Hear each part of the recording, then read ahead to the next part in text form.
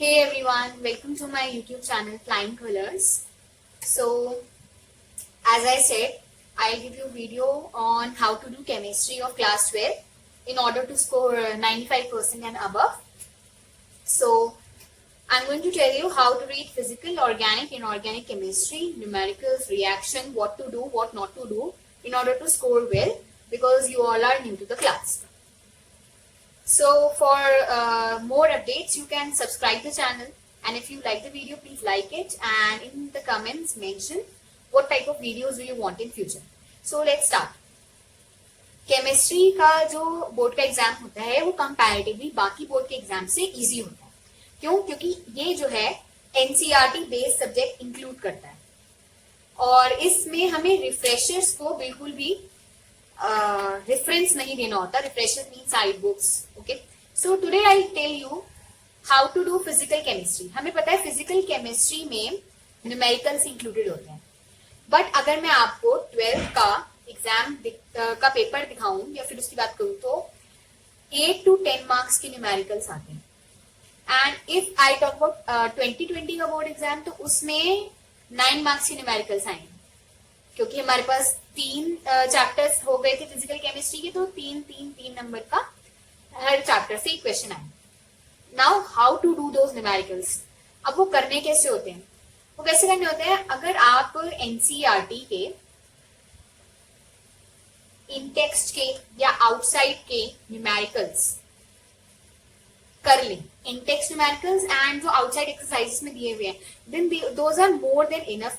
उससे बहुत आपको बेनिफिट होगा. अगर मैं इस साल की बात कर लूं तो इलेक्ट्रोकेमिस्ट्री का जो क्वेश्चन आया था वो आपकी एक्सरसाइजेस से आया था. एनसीईआरटी का क्वेश्चन शायद 27 या something like that was number of question. वो डायरेक्ट का डायरेक्ट बोर्ड एग्जाम में आया था. और केमिकल काइनेटिक्स की बात करूं तो उसमें इन टेक्स्ट का क्वेश्चन डायरेक्ट आया था. सॉल्यूशंस में इन टेक्स्ट प्लस एक्सरसाइजेस का मिक्स्ड क्वेश्चन आया था और थोड़ा सा थ्योरी का भी कॉन्सेप्ट था उसमें. तो ओवरऑल एनसीईआरटी के इंटेक्स्ट और एक्सरसाइजेस के जितने भी न्यूमेरिकल हैं फिजिकल केमिस्ट्री के चैप्टर्स के, यानी electrochemistry, chemical kinetics and solutions के, अब तो सॉलिड स्टेट है नहीं, तो इसके जितने भी चैप्टर्स हैं इनके इंटेक्स्ट और एक्सरसाइज आउटसाइड वाले क्वेश्चन कर लिए जाएं सिर्फ एनसीईआरटी से ही, तो आपके ये 9-10 मार्क्स पक्के हैं, कहीं नहीं जाने. बिकॉज सिर्फ फॉर्मूला लर्न करना होता है, that is most important thing, right. अब फिजिकल केमिस्ट्री से सिर्फ और सिर्फ न्यूमेरिकल नहीं आते, क्योंकि आती तो ये 20 मार्क्स की है, 20 to 23 मार्क्स की. इससे थ्योरी के भी क्वेश्चंस आते हैं. अब थ्योरी के कैसे क्वेश्चंस आते हैं? जैसे राउल्स लॉ है हमारे पास सॉल्यूशंस चैप्टर में, हेनरीज लॉ है. तो ये जो लॉज होते हैं, आई मस्ट राइट दिस, ये जो लॉज होते हैं इस 1 लाइन की स्टेटमेंट आ जाती है इनसे. और यूजुअली जो 3 ग्राफ है कि आइडियल सॉल्यूशन नॉन आइडियल में डिफरेंशिएट कर दो, ऐसे बिल्कुल स्ट्रेट फॉरवर्ड थ्योरी क्वेश्चंस आपको मिलेंगे अपने एग्जाम में. अब बात आती है ग्राफ्स की, जो आपकी पूरी नोटबुक में मतलब पूरी बुक में ज्यादा है नहीं. ग्राफ्स चैप्टर 4 में काफी ज्यादा मिलते हैं, जिसमें order of reaction, chemical kinetics है चैप्टर 4, ऑर्डर ऑफ रिएक्शन के ग्राफ होते हैं. वो बनाने को तो बहुत कम आते हैं, और क्योंकि केमिस्ट्री में टू दी पॉइंट लिखना होता है तो कभी ऑर्डर ऑफ रिएक्शन लिखना हो तो ग्राफ ऐड करने की ज्यादा जरूरत भी नहीं होती. बट क्वेश्चन में काफी बार ग्राफ देके ये पूछ रखा होता है कि ये कौन सा रिएक्शन डिपिक्ट कर रहा है, what is the order of reaction as depicted by the graph. वो क्वेश्चन जरूर आते हैं, ठीक है. अब बात आई फिजिकल केमिस्ट्री में रिएक्शंस की, क्योंकि रिएक्शंस हमारे पास तीनों पार्ट्स में होती हैं. फिजिकल केमिस्ट्री में रिएक्शंस का होती है, इलेक्ट्रोकेमिस्ट्री चैप्टर है उसमें लास्ट में सेल रिएक्शंस मिलती हैं हमको. ओके, उसमें फिजिकल केमिस्ट्री में रिएक्शंस होती है. और रिएक्शंस कैसे होती है? कैथोड पे क्या रिएक्शन हो रही है, एनोड पे क्या रिएक्शन हो रही है, ये आता है. और ये पूछा कैसे जाता है कि जैसे जो मरकरी सेल है वो हियरिंग एड्स में यूज होता है. सो क्वेश्चन ऐसे आता है, जो हियरिंग एड्स में जो सेल यूज होता है, नेम इट, और उसकी कैथोड और एनोड की रिएक्शन लिखी. तो इस तरह से क्वेश्चन आता है. So this was a description on how you have to attempt, you have to study physical chemistry for your board exam. और एक और इम्पोर्टेंट बात, इसमें फॉर्मूले आपको याद रखने होते हैं. कभी भी आप कोई भी टेस्ट दो, बोर्ड हो, प्री बोर्ड हो, लास्ट का नॉर्मल टेस्ट जो आपका periodic test, class test, anything, जब भी फिजिकल केमिस्ट्री के चैप्टर्स हो, आप अपनी शीट के पीछे फॉर्मूला सॉल्यूशंस का, इलेक्ट्रोकेमिस्ट्री के एंड केमिकल काइनेटिक्स के, यानी इन तीनों चैप्टर्स के फॉर्मूले आप लिख लें।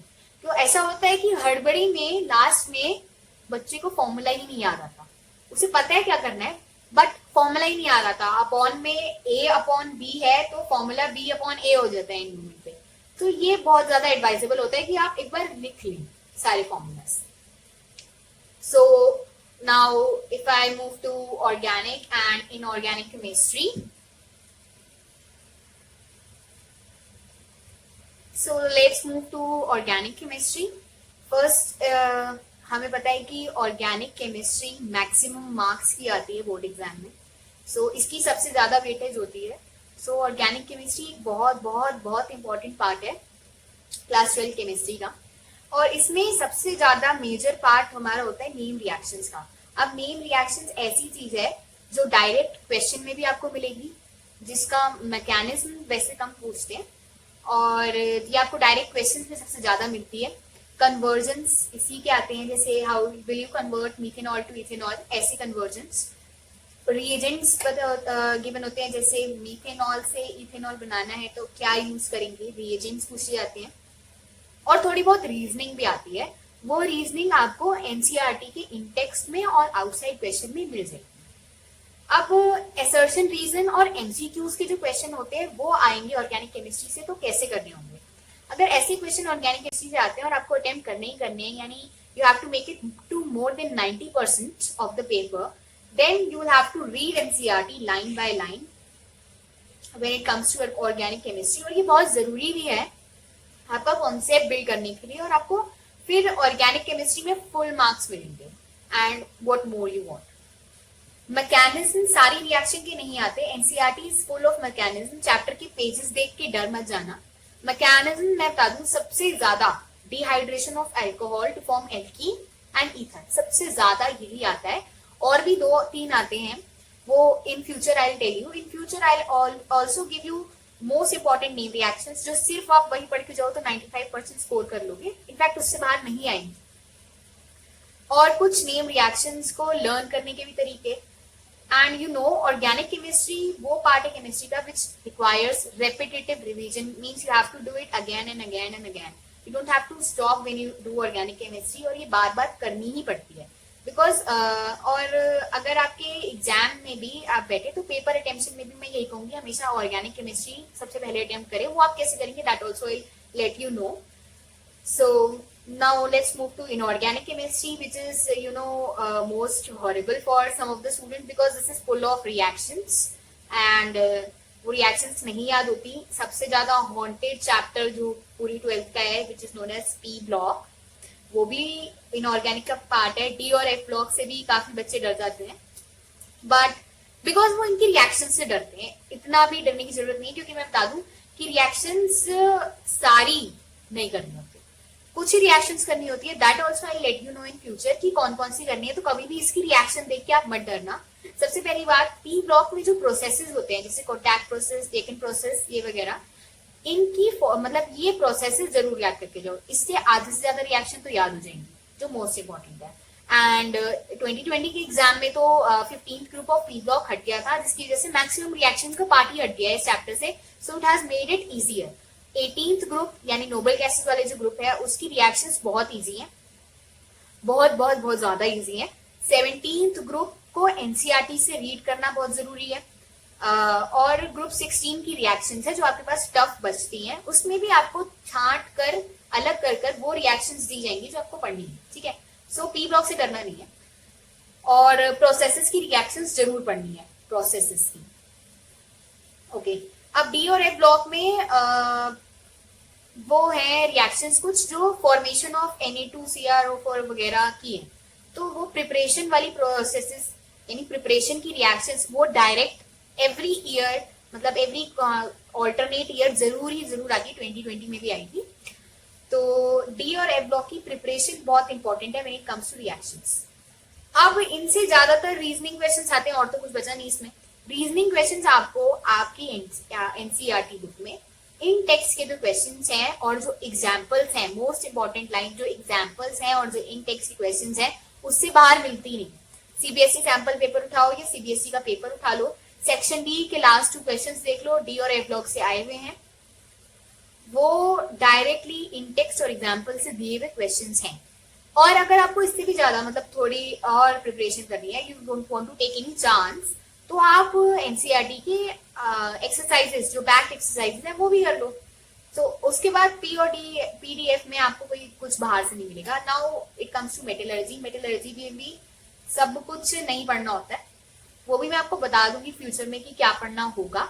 वैसे तो जो कमिंग लास्ट 10 ईयर्स के टॉपिक है, लास्ट 10 ईयर्स के टॉपिक है मेटलर्जी में, खाली वही देख लो तो बहुत होता है। सो इनऑर्गेनिक केमिस्ट्री ऐसी चीज है जिससे बच्चे डरते हैं, पर डरने की कोई जरूरत नहीं है। जैसे कि मैं आपको बता चुकी हूँ, आपको अपना भगवान मानना है एनसीईआरटी को और सारे साल एनसीईआरटी रीड करनी है। फिजिकल केमिस्ट्री में रीड करने की ज्यादा जरूरत नहीं है, क्योंकि वो आपकी जो क्लास के नोट्स हैं उससे ही काम चल जाता है। बट इनऑर्गेनिक केमिस्ट्री और ऑर्गेनिक केमिस्ट्री में तो जरूर, बिकॉज इस साल हमारे पैराग्राफ वाले क्वेश्चन भी आए थे, जिसमें 17th ग्रुप से 5 क्वेश्चंस थे। मतलब पैराग्राफ वाला क्वेश्चन जो आया था वो ग्रुप 17 ऑफ पी ब्लॉक से आया था। तो इनऑर्गेनिक केमिस्ट्री एनसीईआरटी से रीड करने की बहुत जरूरत है, ताकि कोई भी पॉइंट छूटे ना। और ऑब्वियसली इन टेक्स्ट तो हमें करना ही करना है। अगर एनसीईआरटी रीड नहीं करनी तो इन टेक्स्ट कर लो, बहुत है। रिफ्रेशर्स हमें पता है, we don't have to go for any refreshers. Most important point, CBSE sample paper जो रिलीज होता है एवरी ईयर और every 2 years, I don't know, वो जरूर करके जाना होता है। उससे डायरेक्ट क्वेश्चन आपको जरूर मिलेगा 100%। कभी नहीं हुआ कि सीबीएसई सैंपल पेपर से कोई चीज ना आई हो, कुछ ना कुछ हर एग्जाम में जरूर आता है। और ये काफी बच्चों को बात नहीं पता होती, they take CBSE sample paper very lightly, जिसकी वजह से उनके मार्क्स कट हो जाते हैं वो क्वेश्चंस जो उनको ऑलरेडी मिले हुए होते हैं उनसे भी। सो फिजिकल केमिस्ट्री तो इतनी नहीं आती इससे, बट इनऑर्गेनिक केमिस्ट्री के बहुत सारे क्वेश्चन सीबीएसई सैंपल पेपर में आपको मिल जाते हैं। और प्रीवियस 5 ईयर पेपर अगर आप कर लें, previous 5 year paper in chemistry, तो वो बहुत ज्यादा हो जाता है, बिकॉज केमिस्ट्री का पैटर्न हर साल सिमिलर रहता है। तो प्रीवियस 5 ईयर में से आपको बहुत सारे क्वेश्चन मिलेंगे। केमिस्ट्री एक ऐसा सब्जेक्ट है जिसका बोर्ड एग्जाम इजी होता है, एंड आपको अपने करे हुए क्वेश्चन जरूर मिलेंगे। अब आपको साइड बुक अपने एनसीईआरटी पढ़ ली, सब कर लिया, तो paper attemption, that is very important thing. Paper attemption में क्या होता है, क्योंकि इस बार से एमसीक्यूज और असर्शन रीजन हमको मिले हैं, तो सबसे इंपॉर्टेंट चीज ये है, हम में से बहुत से लोग यही सोचते हैं कि हम मैक्सिमम मार्क्स यानी सेक्शन डी या फिर सेक्शन सी सबसे पहले अटेम्प्ट करें पेपर में। हाँ, well and good, but section A में क्योंकि 1 मार्क क्वेश्चन की जगह एमसीक्यूज वाले 1 मार्क क्वेश्चन हो गए हैं, तो फ्रेश ब्रेन से यानी सबसे पहले अगर आपको अटेम्प्ट करना है तो section A should be your priority. क्यों?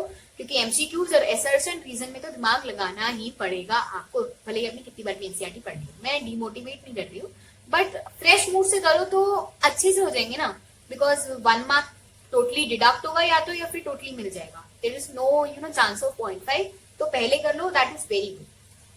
फिर आपको मैक्सिमम मार्क्स यानी ऑर्गेनिक केमिस्ट्री वाला पार्ट जो सेक्शन डी और सेक्शन सी में आपको मैक्सिमम मिल जाता है। ऑर्गेनिक केमिस्ट्री पहले क्यों करनी है, क्योंकि रिएक्शंस होती है, कन्वर्जेंस होते हैं, रिएजेंट्स होते हैं, जब दिमाग में घूम रहे होते हैं तो फटाफट अगर ये वाले क्वेश्चन हो जाए ना, तो हड़बड़ी में ना ये रटीन चीजें आप नहीं भूल सकते।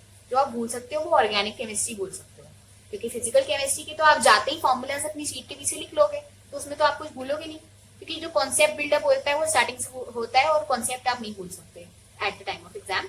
What you can forget is reactions and reagents of organic chemistry, इसलिए सेक्शन डी और सी कर लो। और उसके बाद 2 मार्क के क्वेश्चन सेक्शन बी वाला होता है। केमिस्ट्री में कोई वर्ड लिमिट तो पूरी करनी नहीं होती है, तो आप 2 पॉइंट में 3 पॉइंट में मतलब 1 पॉइंट में ही आंसर हो जाता है सेक्शन बी के क्वेश्चन का, 2 मार्क क्वेश्चन का, तो वो जल्दी हो जाता है। So in this manner you can get very good marks in chemistry if you completely follow NCERT and follow these steps. So if you like the video, please share and subscribe. Thank you.